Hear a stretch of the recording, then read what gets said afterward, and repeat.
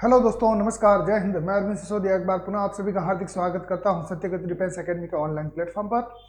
दोस्तों, राजस्थान का इतिहास पढ़ रहे हैं हम। तो राजस्थान में जो राजपूत वंशों की उत्पत्ति हुई थी उनके बारे में हम पढ़ चुके हैं। और दोस्तों, मेवाड़ साम्राज्य हमने स्टार्ट कर दिया था और मेवाड़ साम्राज्य में आज जो महत्वपूर्ण टॉपिक है वो है राणा सांगा से। तो दोस्तों, देखते हैं राणा सांगा का जीवन परिचय, कौन से युद्ध लड़े थे, कहाँ कहाँ वो गए थे, कहाँ कौन सी चीज़ों का स्थापना करवाई थी उन्होंने, और उनका जो शासनकाल था वो किस समय से किस समय तक था। ठीक है दोस्तों, जल्दी से आ जाइए, लाइव क्लास को ज्वाइन कर लीजिए, शेयर कर दीजिए, कमेंट कर दीजिए और कमेंट बॉक्स में जय हिंद लिख दीजिए। फिर चलते हैं सीधा सीधा राणा सांगा की ओर। तो चलते हैं मित्रों, दोस्तों हमारे राणा सांगा। तो राणा सांगा का जो शासनकाल था वो था दोस्तों 1509 से 1528 ईस्वी के मध्य। ठीक है, 1509 से 1528 के मध्य था। देखते हैं, पढ़ते हैं राणा सांगा के बाद राणा सांगा के बारे में। तो राणा सांगा के पिता कौन थे दोस्तों? रायमल व माता कौन थी? श्रृंगार देवी। ठीक है, तो राणा सांगा के पिता रायमल थे और माता थी इनकी श्रृंगार देवी। ठीक है, महाराणा सांगा का जन्म 12 अप्रैल 1482 को हुआ तथा राणा सांगा 1509 ईस्वी में मेवाड़ के शासक बने। ठीक है, तो हमें ये याद रखना है कि राणा सांगा जो थे वो कौन सी ईस्वी में मेवाड़ के शासक बने? तो 1509 में मेवाड़ के शासक बन गए थे। महाराणा सांगा को हिंदूपत व सैनिकों का भग्नावशेष, शरीर पर लगभग 80 घाव नामों से जाना जाता है। तो दोस्तों, ये प्रश्न बिल्कुल आ सकता है कि हिंदूपत राजा किसे कहा जाता था? वो हिंदूपत राजा दोस्तों महाराणा सांगा को कहा जाता था। और सैनिकों का भग्नावशेष किसे कहा जाता था? वो महाराणा सांगा को कहा जाता था। कारण क्या था? क्योंकि उनके शरीर पर लगभग 80 घाव थे। ठीक है, ये याद रखिएगा। महाराणा सांगा राजस्थान का अंतिम हिंदू राजा था जिसके सेनापति में पूरे राजपूतों ने मुगलों को भारत से बाहर निकालने का प्रयास किया था। ठीक है दोस्तों, तो ये सीधी सी बात है, साफ से सिंपल सी बात है, इसमें कोई इतना डीप जाने की आवश्यकता नहीं। यानी अंतिम वह हिंदू राजा था जिसके सेनापतित्व में पूरे राजपूतों ने मुगलों को भारत से बाहर निकालने का प्रयास किया था। आगे बढ़ेंगे दोस्तों। खातौली का युद्ध, अब प्रमुख युद्ध हुआ था दोस्तों खातौली का युद्ध। हालांकि युद्धों की जो आपकी श्रेणियां हैं वो अलग से लेकर आऊंगा मैं। ठीक है, युद्ध का चैप्टर पूरा अलग होगा। ठीक है, तो खातौली का युद्ध देखिए दोस्तों। राणा सांगा ने 1517 में खातौली यानी कि बूंदी के युद्ध में इब्राहिम लोदी को परास्त किया था। ठीक है, तो पहला युद्ध राणा सांगा ने कौन सा लड़ा दोस्तों? 1517 में। अब हम देखेंगे क्या दोस्तों कि 1509 में तो ये मेवाड़ के शासक बने, 1517 में इन्होंने पहली लड़ाई की। पहली लड़ाई किसके साथ की थी? इब्राहिम लोदी के साथ की, दिल्ली के सुल्तान इब्राहिम लोदी के साथ की थी। और उस युद्ध का नाम क्या था? खातौला का युद्ध, जो कि आपके बूंदी में पड़ता है। ठीक है, विजयी कौन रहे? तो राणा सांगा रहे थे। आगे बढ़ेंगे। बाड़ी का युद्ध, ठीक है, राणा सांगा ने 1518 में, लगभग एक साल बाद 1518 में बाड़ी का युद्ध, वो भी आपके इब्राहिम लोदी से युद्ध हुआ था और एक साल बाद ही हुआ था। और बाड़ी कहाँ पर है दोस्तों? धौलपुर में। इतनी चीज़ आप याद रखिएगा। तो बाड़ी का युद्ध आपसे सीधा सीधा सवाल आ सकता है कि बाड़ी युद्ध कौन से स्थल से संबंधित है? तो दोस्तों धौलपुर से संबंधित है। बाड़ी का युद्ध किन के मध्य हुआ? तो राणा सांगा और इब्राहिम लोदी के मध्य हुआ। विजयी कौन रहा दोस्तों? तो राणा सांगा रहे थे। 1518 में भी, 17 में भी वही रहे थे, 18 में भी वही रहे थे। अब एक साल बाद और युद्ध होता है, वो है आपका गागरोन का युद्ध। गागरोन का युद्ध दोस्तों राणा सांगा ने 1519 में गागरोन के युद्ध यानी कि झालावाड़ में, गागरोन झालावाड़ में, ठीक है, गागरोन के युद्ध में मालवा के महमूद खिलजी द्वितीय को पराजित किया था। तो ये याद रखना है कि गागरोन का युद्ध किसके मध्य हुआ? राणा सांगा और महमूद खिलजी के मध्य हुआ था, जो आपके मालवा यानी कि मध्य प्रदेश के शासक थे। ठीक है, तो इसमें भी राणा सांगा की विजय हुई थी और 1519 में हुआ था, यानी कि 17, 18, 19 में 3 युद्ध लड़े थे। तो पहला खातौली, फिर बाड़ी, फिर गागरोन। आगे बढ़ेंगे दोस्तों। एक युद्ध हुआ था बयाना का। ठीक है, तो बयाना का युद्ध देखिए दोस्तों 16 फरवरी 1527 में। अब यहाँ से 1519 के बाद 1527 ईस्वी में हुए बयाना के युद्ध में राणा सांगा के सैनिकों ने बाबर के सैनिकों को, दुर्ग रक्षक बाबर का बहनोई मेहदी ख्वाजा को हराकर बयाना दुर्ग पर अधिकार कर लिया। ठीक है दोस्तों, तो बयाना का जो युद्ध हुआ था 16 फरवरी 1527 ईस्वी में, उस युद्ध में दोस्तों वो युद्ध किसने जीता था? वो जीता था आपके राणा सांगा ने जीता था। किसके विरुद्ध जीता था? तो बाबर के जो सैनिक थे उनसे बयाना का युद्ध जीता था राणा सांगा ने। आगे बढ़ेंगे दोस्तों। खानवा का युद्ध, मोस्ट इंपॉर्टेंट। ठीक है, भारतीय इतिहास में भी इस युद्ध की बहुत चर्चा रहती है। तो खानवा का युद्ध, यह युद्ध दोस्तों 17 मार्च 1527 को लड़ा गया था। किसके मध्य? राणा सांगा और बाबर के मध्य लड़ा गया था। और खानवा के युद्ध में राणा सांगा बाबर से पराजित हो गए थे। खानवा के युद्ध में रूपवास यानी भरतपुर में बाबर ने जिहाद धर्म युद्ध का नारा दिया था। ठीक है, जिहाद धर्म युद्ध ये इस प्रकार से युद्ध होता है दोस्तों कि केवल मतलब खुद के धर्म के लिए लड़ना, खुद के धर्म की रक्षा के लिए लड़ना। तो उसने अपनी सेना को बताया था बाबर ने कि हमें जिहाद करना है दोस्तों, और अपने धर्म की रक्षा के लिए ये युद्ध लड़ना है, क्योंकि राणा सांगा बहुत भारी पड़ता था। इसीलिए क्या हो गया था कि बाबर ने अपने सैनिकों को भड़काया और युद्ध किया। ठीक है, खुद के सैनिकों को तो भड़काया, जो भड़काया आसपास के जितने भी क्षेत्र में मुस्लिम साम्राज्य थे उनको भी भड़का दिया था। ठीक है, इस युद्ध में सांगा ने पाती पैरवन प्रथा का प्रयोग किया, जिसके तहत इसमें राजस्थान के 7 राजा, 9 राव तथा 104 सामंत शामिल हुए। बाबर ने इस युद्ध में तुलगमा युद्ध पद्धति का प्रयोग किया था। तो ये प्रश्न आता है आपके सामने, बाबर ने किस युद्ध में तुलगमा युद्ध पद्धति का प्रयोग किया था? तो दोस्तों ये था आपके खानवा के युद्ध। ठीक है, आगे बढ़ेंगे। युद्ध में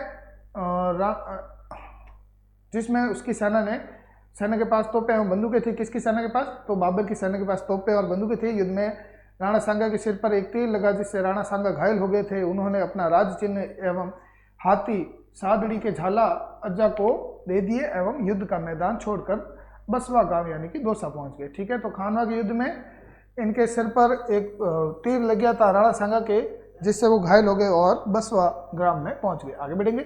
बसवा दौसा में राणा सांगा का चबूतरा बना हुआ है। सांगा को कालपी मध्य प्रदेश नामक स्थान पर साथियों ने जहर देकर 30 जनवरी 1528 ईस्वी को मार दिया था। ठीक है दोस्तों, तो ये याद रखिएगा कि राणा सांगा के साथियों ने जहर देकर 30 जनवरी 1528 को मार डाला था। और राणा सांगा का चबूतरा कहाँ पर? यह प्रश्न आ सकता है। राणा सांगा का चबूतरा दोस्तों दौसा में। ठीक है, बसवा गांव दौसा में। आगे बढ़ेंगे दोस्तों। महाराणा सांगा का दाह संस्कार मांडलगढ़ में किया गया, जहां इनकी छतरी बनी है। तो महाराणा सांगा का जो दाह संस्कार है, जो अंतिम संस्कार के नाम से हम जानते हैं, वो आपके कहाँ किया गया था? मांडलगढ़ में किया गया था, जहां पर इनकी छतरी बनी है। तो महाराणा सांगा की छतरी कहाँ पर है? मांडलगढ़ में। सीधे ये पॉइंट बन गया, ये प्रश्न बन गया हमारा। महाराणा सांगा ने इब्राहिम लोदी के भाई महमूद लोदी व हसन खां मेवाती 2 अफगानों को शरण दी थी। ये प्रश्न आएगा कि इब्राहिम लोदी एवं उनके भाई महमूद लोदी एवं हसन खां मेवाती को, जो 2 अफगान थे, अफगानी शासक थे, उनको शरण किसने दी थी? तो महाराणा सांगा ने दी थी। मेवाड़ के महाराणा सांगा ने प्रतिज्ञा की थी कि जब तक वह अपने शत्रु को पराजित नहीं कर लेगा, तब तक चित्तौड़ के फाटक में प्रवेश नहीं करेगा। तो महाराणा सांगा का एक मतलब वजन था कि जब तक अपने शत्रु को पराजित ना करूं, तब तक मैं मेवाड़ की ओर नहीं बढ़ूंगा। ठीक है, आगे बढ़ेंगे दोस्तों। दूसरा है हमारे सामने विक्रमादित्य। ठीक है, तो विक्रमादित्य को देखते हैं दोस्तों। विक्रमादित्य छोटी उम्र में राजा बनकर जिस कारण राजकार्य का संचालन किया, उसकी माता हाड़ी रानी कर्मावती थी। ठीक है, तो छोटी उम्र में विक्रमादित्य राजा बन गए थे। उनकी माता कौन थी दोस्तों? हाड़ी रानी कर्मावती। आगे बढ़ेंगे। विक्रमादित्य के शासन में 1533 ईस्वी में गुजरात के बहादुर शाह ने आक्रमण किया था। ठीक है, तो प्रश्न आएगा बहादुर शाह ने किसके शासनकाल में आक्रमण किया था? तो विक्रमादित्य का शासनकाल में किया था।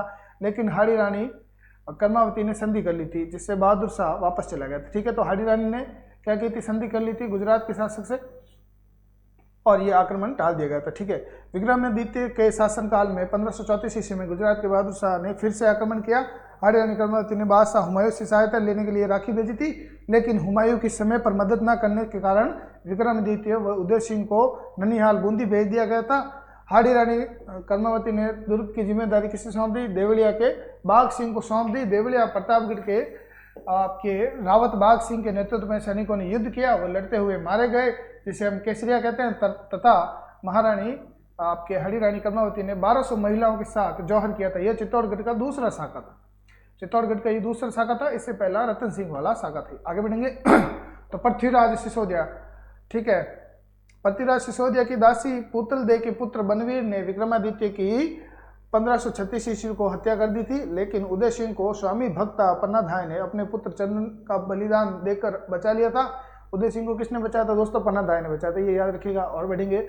उदय सिंह को लेकर कुंभलगढ़ चली गई, वहां के किलेदार आशा देवपुरा ने उन्हें अपने पास रखा। ठीक है, आगे बढ़ेंगे। तो राणा उदय सिंह मोस्ट इंपॉर्टेंट। महाराणा उदय सिंह के पिता का नाम क्या था दोस्तों? महाराणा संग्राम सिंह। माता का नाम था कर्मावती। ठीक है, आगे बढ़ेंगे। तो माता पिता का नाम हमने जान लिया। महाराणा उदय सिंह का जन्म कहाँ पर हुआ था? तो चित्तौड़गढ़ दुर्ग में हुआ था। तीसरी बात ये जान ली। चौथा बात देखते हैं। राणा उदय सिंह का 1537 ईस्वी में कुंभलगढ़ में प्रथम राज्याभिषेक हुआ। उदय सिंह ने 1540 ईस्वी में बनवीर की हत्या कर चित्तौड़ पर अधिकार कर लिया था तथा उदय सिंह का दूसरा राज्याभिषेक चित्तौड़गढ़ दुर्ग में हुआ था, जो कि 1540 में। तो पहला राज्याभिषेक 1537, 3 साल बाद 1540 में दूसरा राज्याभिषेक हुआ था। उदय सिंह ने किसकी हत्या कर दी थी? बनवीर की हत्या करके चित्तौड़गढ़ को वापस अपने क्षेत्र में डाल दिया था। ठीक है, आगे बढ़ेंगे। उदय सिंह मेवाड़ का ऐसा प्रथम शासक था जिसने अफगान शेरशाह सूरी की अधीनता स्वीकार की एवं चित्तौड़गढ़ की चाबियां शेरशाह सूरी के पास भेज दी। ठीक है, तो उदय सिंह जी वह पहले शासक थे जिसने अफगान शासक शेरशाह सूरी की अधीनता स्वीकार कर ली और चित्तौड़गढ़ की चाबियां शेरशाह के पास भेज दी। वह 1559 में धुनी नामक स्थान पर उदयपुर नगर बसाया तथा उदय सागर झील भी बनवाई। ठीक है, उदय सिंह के शासनकाल में 1567 से 68 में अकबर ने चित्तौड़ पर आक्रमण किया था। ठीक है, तो उदय सिंह के शासनकाल में अकबर ने 67-68 में चित्तौड़ पर आक्रमण किया। उदय सिंह सेनापति और जयमल और फत्ता को किले का भार सौंप कर गोगुंदा चला गया था। तो उदय सिंह जी कहाँ चले गए थे? गोगुंदा चले गए थे। किसको भार सौंपा? जयमल और फत्ता जी को भार सौंपा। 23 फरवरी 1568 ईस्वी को जयमल फत्ता और जयमल के भतीजे कल्ला जी, 4 हाथ के लोक देवता जिन्हें कहा जाता है, इस युद्ध में मारे गए। जिन्हें हम केसरिया कहते हैं, उनकी रानियों ने, जो फूल कंवर वीर फत्ता की पत्नी थी उनकी रानी के नेतृत्व में ये चित्तौड़ जौहर कर दिया गया और ये चित्तौड़ का तीसरा और अंतिम साका था। ठीक है, तो साका क्या होता है दोस्तों? जहां पर पुरुष केसरिया करता है और महिलाएं आपके जौहर करती है। ठीक है, आगे बढ़ेंगे। उदय सिंह का 28 फरवरी 1572 को होली के दिन गोगुंदा में देहांत हो गया था। तो ठीक है, ये याद रखिएगा। प्रश्न आपके सामने इस प्रकार से भी आ सकता है कि वह कौन सा राजा था जिसके होली के दिन मृत्यु हो गई थी, देहांत हो गया था? वो उदय सिंह जी थे। 28 फरवरी को हुआ था और 1572 में हुआ था। ठीक है, यहीं पर उनकी छतरी बनी हुई है। तो उदय सिंह जी की छतरी गोगुंदा में बनी हुई है। आगे बढ़ेंगे। अकबर ने उदय सिंह को अपने अधीन करने के लिए 2 शिष्टमंडल भेजे थे, जिनमें पहला शिष्टमंडल राजा भारमल तथा दूसरा शिष्टमंडल टोडरमल एवं भगवत दास के नेतृत्व में भेजा। ठीक है, तो संधि स्वीकार करने के लिए भेजा था। आगे बढ़ेंगे दोस्तों। तो महाराणा प्रताप ठीक है, महाराणा प्रताप बहुत ही प्रतापी शासक। तो इनको देखते हैं। महाराणा प्रताप के उपनाम देखिए दोस्तों, मेवाड़ का रक्षक, मेवाड़ केसरी, हल्दी घाटी का शेर, पाथड़। ठीक है, और साहित्यिक नाम क्या है? पाथड़ है। ठीक है, आगे बढ़ेंगे। राणा कीका, गज केसरी, लीला घोड़ा रासवार, ये किसके नाम है दोस्तों? महाराणा प्रताप के। तो ये उपयुक्त नाम आपको याद करने होंगे, इंपॉर्टेंट है, नामों से भी सवाल आता है। आगे बढ़ेंगे। महाराणा प्रताप का जन्म 9 मई 1540 ईस्वी में उदय सिंह एवं जयवंताबाई यानी कि पाली के अखेराज सोनग्रा की पुत्री कौन थी दोस्तों? जयवंताबाई, जिनकी शादी उदय सिंह जी से हुई थी। और उदय सिंह जी किसके पिता थे? महाराणा प्रताप के पिता थे। कि यहाँ कुमलगढ़ दुर्ग राजसमंद में हुआ। आगे बढ़ेंगे। महाराणा प्रताप बचपन का नाम क्या था? कीका था। प्रश्न आपके सामने आएगा कि महाराणा प्रताप के बचपन का नाम कीका। महाराणा प्रताप का सर्वाधिक बचपन राजसमंद जिले में गुजरा। तो सर्वाधिक बचपन कहाँ गुजरा? राजसमंद जिले में। महाराणा प्रताप का प्रथम बार राज्याभिषेक 28 फरवरी 1572 को किया गया, जो कि गोगुंदा में हुआ। और इनके तलवार कृष्णदास ने बांधी थी। तो तलवार किसने बांधी थी? कृष्णदास ने। ये भी प्रश्न आ सकता है। ठीक है, महाराणा प्रताप को समझाने यानी समझौता के लिए अकबर ने 4 बार क्रमशः जलाल खां कोरची, जो पहली बार आए थे संधि करने के लिए, 1572 में भेजी। दूसरा भेजा था मान सिंह कछावा को, जो जयपुर के थे, जून 1573 में भेजी। 72, 73, वापस 73 और फिर 73। तो पहली 72 में भेजी, फिर 73 में भेजी। क्या भेजी दोस्तों? संधि स्वीकार करने के लिए आमंत्रित किया था। ठीक है, तो दूसरी बार मान सिंह कछावा, तीसरी बार भगवंत दास, चौथी बार टोडरमल, चौथी बार आपके भगवंत दास और टोडरमल। ये इस प्रकार से इन्होंने शिष्टमंडल भेजे ताकि कि क्या हो कि महाराणा प्रताप संधि स्वीकार कर ले। आगे बढ़ेंगे। हल्दी घाटी का युद्ध 18 जून AL श्रीवास्तव राजस्थान बोर्ड की पुस्तक के अनुसार दोस्तों क्या लिखा हुआ है? हल्दी घाटी का युद्ध 18 जून को हुआ था। 18 जून से 21 जून तक चला। ठीक है, और ये इसलिए लिखा है दोस्तों कि कोई ऑब्जेक्शन ना उठा ले। AL श्रीवास्तव राजस्थान बोर्ड की पुस्तकों के अनुसार, ठीक है ना, और डॉक्टर गोपीनाथ शर्मा एवं हिंदी साहित्य अकादमी की पुस्तकों के अनुसार जो तथ्य मिले हैं वो तथ्य लिए हैं। ठीक है, तो 18 से 21 जून 1576 में अकबर की तरफ से मान सिंह तथा महाराणा प्रताप, ठीक है, हरावल भाग का नेतृत्व हाकिम खां सूरी ने किया था। ठीक है, तो मान सिंह और अकबर महाराणा प्रताप के मध्य हल्दी घाटी का युद्ध हुआ। ठीक है, कब हुआ? 1576 में 18 जून से 21 जून के मध्य।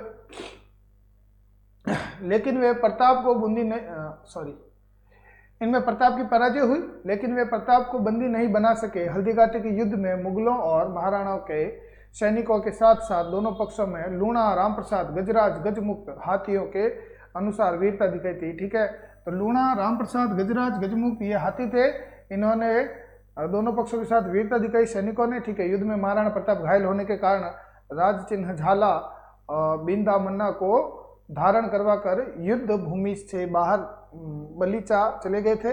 वहां पर प्रताप के घोड़े चेतक ने अंतिम सांस ली थी। यहाँ बलीचा में चेतक का चबूतरा बना हुआ है। तो प्रश्न आपके सामने आएगा, चेतक का चबूतरा कहाँ पर है? तो बलीचा में। स्मारक कह लीजिए, चबूतरा कह लीजिए। आगे बढ़ेंगे दोस्तों। तो रक्त तलाई का संबंध हल्दी घाटी से है। ठीक है, हल्दी घाटी के युद्ध को कर्नल जेम्स टॉड ने राजस्थान मेवाड़ की थर्मोपल्ली कहा है। तो प्रश्न ये काफी बार पूछा गया है कि मेवाड़ की थर्मोपल्ली या राजस्थान की थर्मोपल्ली कौन सा है? हल्दी घाटी का युद्ध। हल्दी घाटी के युद्ध को अबुल फजल ने खमनोर का युद्ध कहा। तो प्रश्न आपके सामने अवश्य रूप से आएगा कि वह कौन सा युद्ध था जिसका नाम खमनोर का युद्ध है? तो वह हल्दी घाटी का युद्ध है। हल्दी घाटी के युद्ध का आंखों देखा हाल लिखते हुए बदायूनी ने इसे गोगुंदा का युद्ध कहा। गोगुंदा का युद्ध किसने कहा? बदायूनी ने कहा। खमनोर का युद्ध अबुल फजल ने कहा और जेम्स टॉड ने इसे मेवाड़ का थर्मोपल्ली कहा। ठीक है, हल्दी घाटी के युद्ध को डॉक्टर गोपीनाथ शर्मा ने अनिर्णायक युद्ध कहा। तो ये प्रश्न आपके सामने बिल्कुल अवश्य रूप से आएगा कि अनिर्णायक युद्ध किसने कहा था हल्दी घाटी के युद्ध को? तो गोपीनाथ शर्मा ने कहा था। दिवेर का युद्ध देखिए दोस्तों। फिर दिवेर का युद्ध महाराणा प्रताप ने मेवाड़ की भूमि को मुक्त कराने के लिए अभियान दिवेर से प्रारंभ किया था। दिवेर कहाँ? राजसमंद में। ठीक है, 1582 ईस्वी में प्रताप व अकबर के मध्य दिवेर का युद्ध हुआ, जिसे कर्नल जेम्स टॉड ने मैराथन का युद्ध कहा था। ठीक है, क्योंकि यहाँ से महाराणा प्रताप की विजय की शुरुआत हुई। जिस दिवेर के युद्ध में महाराणा प्रताप ने मुगलगढ़ पर आक्रमण किया, जिसके परिणाम स्वरूप अकबर द्वारा मेवाड़ की 36 मुगल चौकियों को बंद कर दिया गया। ठीक है, अब सवाल आता है कि महाराणा प्रताप ने मांडलगढ़ व चित्तौड़ के अलावा पूरे मेवाड़ पर अपना साम्राज्य स्थापित कर लिया था। ठीक है, तो महाराणा प्रताप ने चित्तौड़ के साथ साथ पूरे मेवाड़ पर अपना साम्राज्य स्थापित कर लिया। महाराणा प्रताप ने अंतिम समय में यानी कि 1585 ईस्वी में चावंड को अपनी आपातकालीन राजधानी बनाया था। प्रश्न आपके सामने आएगा कि आपातकालीन राजधानी महाराणा प्रताप ने कहाँ बनाई थी? तो दोस्तों चावंड में बनाई थी। आगे बढ़ेंगे दोस्तों। चावंड में 19 जनवरी 1597 ईस्वी को महाराणा प्रताप की 57 वर्ष की आयु में मृत्यु हो गई थी। महाराणा प्रताप का अंतिम संस्कार बारडोली यानी कि उदयपुर में किया गया था, जहां इनकी 8 खंभों की छतरियां बनी हुई। कितने खंभों की? 8 खंभों की छतरियां बनी हुई है। ये भी प्रश्न आ सकता है, महाराणा प्रताप की कितने खंभों की छतरियां हैं? तो 8 खंभों की छतरियां। महाराणा प्रताप के समय अकबर ने शहबाज खां को 3 बार मेवाड़ पर आक्रमण करने के लिए भेजा, लेकिन तीनों बार असफल रहा। ठीक है, आगे बढ़ेंगे। अमर सिंह प्रथम। तो महाराणा प्रताप के पुत्र कौन थे? अमर सिंह प्रथम। देखते हैं, अमर सिंह प्रथम महाराणा प्रताप के पुत्र थे, जिनका राज्याभिषेक चावंड में हुआ था। कहाँ पर हुआ था? तो जहाँ पर महाराणा प्रताप की आपातकालीन राजधानी थी, वहाँ पर चावंड में ही इनका राज्याभिषेक हुआ अमर सिंह जी का। अमर सिंह जी प्रथम पुत्र कौन थे अमर सिंह जी के? तो कर्ण सिंह व सिसोदिया सरदारों के कहने पर अमर सिंह ने 5 फरवरी 1615 ईस्वी में मुगलों के साथ संधि कर ली थी। ठीक है, तो दोस्तों सिसोदिया सरदारों के कहने पर मुगलों से संधि किसने की थी? तो अमर सिंह ने की थी। शर्तें क्या रखी थी दोस्तों? शर्तें देखते हैं। चित्तौड़गढ़ दुर्ग मेवाड़ के शासकों को, लेकिन दुर्ग की मरम्मत कभी नहीं करा सकेंगे। तो चित्तौड़गढ़ दुर्ग के मरम्मत कभी नहीं करवा सकते। ठीक है, मुगल मेवाड़ वैवाहिक संबंध स्वीकार नहीं होगा। तो अमर सिंह जी ने कहा मुगल और मेवाड़ का जो वैवाहिक संबंध होगा वो कभी स्वीकार्य नहीं होगा। मेवाड़ महाराणा मुगल दरबार में उपस्थित नहीं होगा। तो मेवाड़ का जो महाराणा होगा वो कभी भी मुगल दरबार में उपस्थित नहीं होगा। शाही सेना में महाराणा 1000 सवार रखेगा। ठीक है, तो शाही सेना में जो महाराणा होगा वो 1000 सवार रखेगा। ठीक है, महाराणा का ज्येष्ठ कुंवर शाही दरबार में उपस्थित होगा। ठीक है, तो ये लास्ट था कि जो ज्येष्ठ कुंवर होगा वो शाही दरबार में अवश्य रूप से उपस्थित होगा। अमर सिंह प्रथम का देहांत दोस्तों 26 जनवरी 1620 को हुआ। इनकी छतरी आहड़ यानी कि उदयपुर में बनी हुई है। अमर सिंह मेवाड़ का पहला महाराणा था जिसने मुगलों के साथ संधि आपके स्वीकार की थी। तो प्रश्न यहीं से बनता है, अमर सिंह से मात्र एक ही सवाल बनता है कि मुगलों से प्रथम बार मेवाड़ के किस शासक ने संधि स्वीकार की थी? तो दोस्तों अमर सिंह जी ने की थी। जहांगीर ने एकमात्र मेवाड़ राज्य के शासन को मुक्त दरबार में उपस्थित होने की छूट दी थी। ठीक है, इस संधि के बारे में कथन किसने कहा था? कर्नल जेम्स टॉड ने कहा कि बादशाह ने मेवाड़ के राणों को आपस में समझौते से अधीन किया था, न कि बल से। ठीक है, तो समझौते से अधीन किया था बादशाह ने किसे? मेवाड़ के शासक को, बाकी बल से नहीं कर पाया, बल से कर ही नहीं सकता था। आगे बढ़ेंगे। कर्ण सिंह। ठीक है, तो पिछोला झील के किनारे जग मंदिर महल निर्माण कार्य किसने करवाया था? कर्ण सिंह ने आरंभ करवाया था तथा इसको जगत सिंह प्रथम ने पूरा करवाया। कर्ण सिंह ने 1623 से 24 ईस्वी में शाहजहां यानी कि शहजादा खुर्रम को पिछोला झील के जग मंदिर महल में शरण दी थी। ठीक है, तो जब शाहजहां भागा था दिल्ली दरबार से तो शाहजहां को किसने शरण दी थी दोस्तों? कर्ण सिंह जी ने दी थी, जो 1623 से 1624 ईस्वी में दी थी और जग मंदिर महल में दी थी। ये प्रश्न बिल्कुल बनेगा, आराम से बनेगा कि शाहजहां को किसने शरण दी थी? तो कर्ण सिंह जी ने दी थी। कहाँ दी थी? तो जग मंदिर में दी थी, जो कि आपके पिछोला झील के किनारे उदयपुर में स्थित है। इसी जग मंदिर महल को देखकर शाहजहां ने मुमताज की याद में ताजमहल बनवाया। तो इस जग मंदिर को देखा तब शाहजहां ने मुमताज की याद में ताजमहल को बनवाया था। ठीक है, कर्ण सिंह ने कर्ण विलास तथा दिलकुश महलों का निर्माण कराया था। तो ये याद रखिएगा, कर्ण विलास और दिलकुश महलों का निर्माण किसने करवाया? कर्ण सिंह ने करवाया। जगत सिंह प्रथम को देखिए तो 1628 से 1652 ईस्वी का इनका शासनकाल रहा जगत सिंह प्रथम का। देखते हैं इनसे कुछ महत्वपूर्ण बिंदु जो बनते हैं प्रश्न। जगत सिंह प्रथम ने पिछोला झील के किनारे बने जग मंदिर का निर्माण पूरा करवाया था। स्टार्ट किसने करवाया था? कर्ण सिंह ने करवाया था और जगत सिंह ने जग मंदिर महल का निर्माण पूरा करवाया था। जगत सिंह प्रथम ने उदयपुर में जगदीश मंदिर का निर्माण करवाया। जगन्नाथ प्रशस्ति के लेखक कृष्ण जी भट्ट थे। ठीक है, तो प्रश्न आपके सामने आएगा, जगन्नाथ प्रशस्ति के लेखक कौन थे? तो आपके कृष्ण जी भट्ट थे। और जगत सिंह प्रथम ने धाई माँ नौजूबाई के नाम पर नौजूबाई का मंदिर बनवाया। तो ये आपके सामने प्रश्न आएगा कि नौजूबाई का मंदिर किसने बनवाया? तो जगत सिंह प्रथम ने बनाया था। अब पढ़ेंगे राज सिंह जी को। राज सिंह जी 1652 से 1680 ईस्वी। ठीक है, राज सिंह जी को विजय कटकाटू, ठीक है, तथा हाइड्रोलिक रूलर की उपाधि प्राप्त है। ठीक है, तो ये प्रश्न आ सकते हैं, उपाधि से बिल्कुल प्रश्न आते हैं। आगे बढ़ेंगे। विश्व का सबसे बड़ा शिलालेख सिसोदिया वंशीय शासक महाराणा राज सिंह द्वारा स्थापित करवाया गया था। तो महाराणा राज सिंह द्वारा कौन सा शिलालेख स्थापित करवाया गया था? आगे बढ़ेंगे, देखते हैं। महाराणा राज सिंह ने किशनगढ़ के राजा रूप सिंह जी की पुत्री चारुमती से जबरन विवाह किया तथा औरंगजेब द्वारा लगाए गए जजिया कर का विरोध कर हिंदू देव मूर्तियों को संरक्षण प्रदान किया था। ठीक है, तो औरंगजेब ने जब जजिया कर लगाया था तो उसका जो राजस्थान में विरोध किसने किया था? तो राज सिंह जी ने किया था। और इनकी शादी कहाँ पर हुई थी? तो किशनगढ़ के राजा जो थे रूप सिंह जी, उनकी जो पुत्री थी चारुमती, उनसे जबरदस्ती शादी की थी राज सिंह ने। आगे बढ़ेंगे। राज सिंह के निर्माण कार्य देखिए दोस्तों, क्या क्या निर्माण कराया है। सप्त ध्वजा यानी ये श्रीनाथ जी का मंदिर बनवाया जो नाथ द्वारा राजसमंद में है। अंबा माता का मंदिर जो कि उदयपुर में है। द्वारकाधीश का मंदिर कांकरोली राजसमंद में है, द्वारकाधीश का मंदिर है ना। और जाना सागर तालाब, त्रिमुखी बावड़ी, ये सारे निर्माण राज सिंह जी ने करवाए थे। दिल्ली के बादशाह शाहजहां के पुत्रों में हुए 1657 ईस्वी के उत्तराधिकारी युद्ध में औरंगजेब ने मेवाड़ के महाराणा राज सिंह के सहयोग प्राप्त करने का प्रयास किया था। ठीक है, तो औरंगजेब ने भी इनका सहयोग प्राप्त करने का प्रयास किया परंतु मिला नहीं। चुंडावत मांगे सेनानी सिर काट दियो सतरानियों कूक जन्मियो भामाशा राणा री पूरी मनासा, पंक्ति हाड़ी रानी सहल कंवर के लिए प्रसिद्ध है। तो ये आपको याद रखना है, चूड़ावत मांगे सेनानी सिर काट दियो सतरानी। ठीक है, तो ये हाड़ी रानी के लिए प्रसिद्ध है। हाड़ी रानी कौन थी दोस्तों? हाड़ी रानी का वास्तविक नाम था सहल कंवर के लिए प्रसिद्ध, क्योंकि हाड़ी रानी का सहल कंवर ने अपना सिर काट कर राज सिंह की सलुम्बर जांगीर के सामंत अपने पति रतन सिंह चुंडावत के पास भेज दिया था। ठीक है, तो रतन सिंह चुंडावत के पास हाड़ी रानी ने अपना सर काट कर भेज दिया था। ठीक है, आगे बढ़ेंगे। राज सिंह ने अकाल राहत कार्य हेतु राजसमंद झील का निर्माण करवाया था।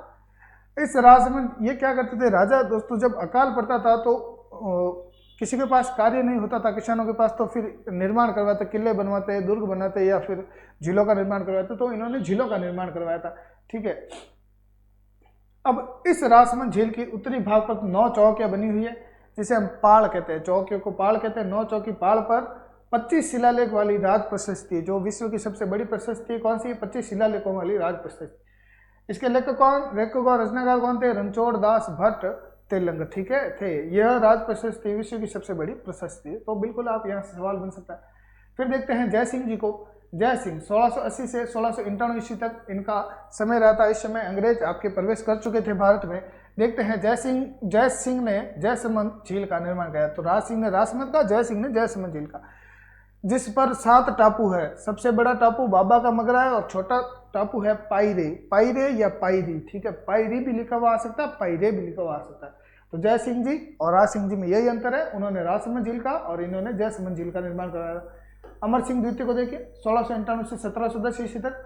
अमर सिंह द्वितीय ने अमर सिंह प्रथम जो थे वो तो आपके कौन थे दोस्तों, महाराणा प्रताप के पुत्र थे। अमर सिंह द्वितीय देखिए, अमर सिंह द्वितीय ने आमेर के सवाई जय सिंह के साथ अपनी पुत्री चंद्रकौर का विवाह सशर्त यानी सशर्त चंद्रकौर से उत्पन्न पुत्र आमेर का उत्तराधिकारी होगा, ठीक है। तो अमर सिंह ने क्या किया था, शर्त की थी किसके साथ, सवाई जय सिंह के साथ, अपनी पुत्री को देकर कहा कि मेरी बेटी का जो पुत्र होगा वो मेवाड़ का उत्तराधिकारी होगा, ठीक है। फिर देखते हैं देवबारी समझौता। ये समझौता हुआ देखिए दोस्तों, ये समझौता मेवाड़, मारवाड़ तथा आमेर के मध्य आमेर की गद्दी सवाई जय सिंह को दिलाने के लिए किया गया था, ठीक है। तो देवबारी समझौता हुआ था, वो आमेर की गद्दी वो मेवाड़ की गद्दी आपके जय सिंह जी को दिलाने के लिए किया गया था। आगे बढ़ेंगे तो संग्राम सिंह जी 1710 से 1734 ईस्वी, इन्होंने उदयपुर में सहेलियों की बाड़ी का निर्माण कराया, ठीक है। इन्होंने सिसारमा गांव में वैद्यनाथ मंदिर का निर्माण करवाया था एवं वैद्यनाथ प्रशस्ति लिखवाई थी, ठीक है। हुरडा सम्मेलन की रूपरेखा संग्राम सिंह ने तैयार की थी। तो हुरडा सम्मेलन बिल्कुल मोस्ट इंपॉर्टेंट है राजस्थान जीके में। हुरडा सम्मेलन की रूपरेखा किसने तैयार की थी, तो संग्राम सिंह जी ने तैयार की थी, जो कि मेवाड़ के शासक थे। कब, 1710 से 1734 का इनका शासनकाल था। फिर पढ़ते हैं भीम सिंह जी सिसोदिया। तो भीम सिंह सिसोदिया के शासनकाल में इनकी पुत्री कृष्णा कुमारी के कारण मारवाड़ के मान सिंह राठौड़ व आमेर के जगत सिंह द्वितीय के मध्य 13 मार्च 1807 ईस्वी में गिंगोली का युद्ध हुआ था। गांगोली भी लिखा हुआ आ सकता है, गिंगोली भी लिखा हुआ आ सकता है। आपको क्या याद करना है कि भीम सिंह सिसोदिया के शासनकाल में भीम सिंह की जो पुत्री थी उसके लिए मारवाड़ और शेखावती यानी कि आमेर के जो राजा थे उनके मध्य गांगोली या गिंगोली का युद्ध हुआ था, जो पर्वत सर नागौर में पड़ता है, ठीक है। कब हुआ था, 13 मार्च 1807 में हुआ था, जिसमें जगत सिंह जीता था, जो आपके कौन थे दोस्तों, आमेर के राजा थे। लेकिन टोंक के अमीर खां पिंडारी के कहने पर 1810 में कृष्णा कुमारी को जहर देकर हत्या करवा दी गई थी, ठीक है। तो अमीर खां पिंडारी ने, जो टोंक के अमीर खां पिंडारी थे, इन्होंने इनके कहने पर 1810 में किसे जहर दिलवा दिया था दोस्तों, आपकी कृष्णा कुमारी को जहर दिलवा दिया था, जो आपकी भीम सिंह सिसोदिया की पुत्री थी। आगे बढ़ेंगे। भीम सिंह ने 1818 ईस्वी में ब्रिटिश ईस्ट इंडिया कंपनी के साथ सहायक संधि कर ली थी, ठीक है। पढ़ेंगे स्वरूप सिंह जी, देखते हैं। तो ये 1857 की क्रांति के समय शासक थे।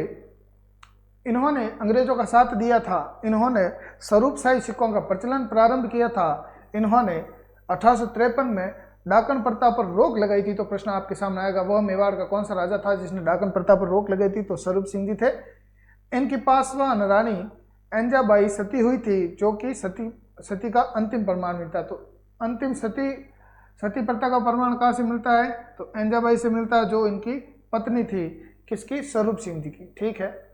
सज्जन सिंह जी को देखिए, तो इन्होंने मेवाड़ में सज्जनगढ़ दुर्ग का निर्माण करवाया, यानी कि उदयपुर में सज्जनगढ़ दुर्ग है, उसका निर्माण सज्जन सिंह जी ने करवाया था, जिसे मेवाड़ का मुकुटमणि भी कहते हैं। तो मुकुटमणि, मेवाड़ का मुकुटमणि सज्जनगढ़ दुर्ग है, इतना याद रखिएगा।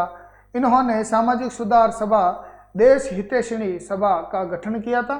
सामाजिक सुधार एक सभा थी, उसका नाम क्या था, देश हितैषिणी सभा, ठीक है, उसका गठन किया। इनके दरबार में कवि श्यामल दास, जिन्हें हम कविराज कहते हैं, तो कविराज कौन थे, श्यामल दास थे, जिन्होंने वीर विनोद ग्रंथ की रचना की थी। तो प्रश्न आपके सामने बिल्कुल आ सकता है, वीर विनोद ग्रंथ की रचना किसने की थी, तो श्यामल दास ने की थी, जो कविराज के नाम से प्रसिद्ध है। और श्यामल दास किन के दरबारी कवि थे दोस्तों, तो सज्जन सिंह जी के दरबारी कवि थे। चलिए दोस्तों, आगे जो है वो आपका आएगा सांबर के चौहान, यानी कि शाकंभरी के चौहान वंशों के बारे में पढ़ेंगे, वो आपके कल पढ़ेंगे, ठीक है दोस्तों। तो आज के लिए इतना ही। कल आपके लिए फिर से एक क्लास लेकर आएंगे जो आपके चौहान वंश के बारे में होगी, ठीक है दोस्तों। कल पुनः मुलाकात करते, तब तक के लिए धन्यवाद। जय हिंद और जय भारत।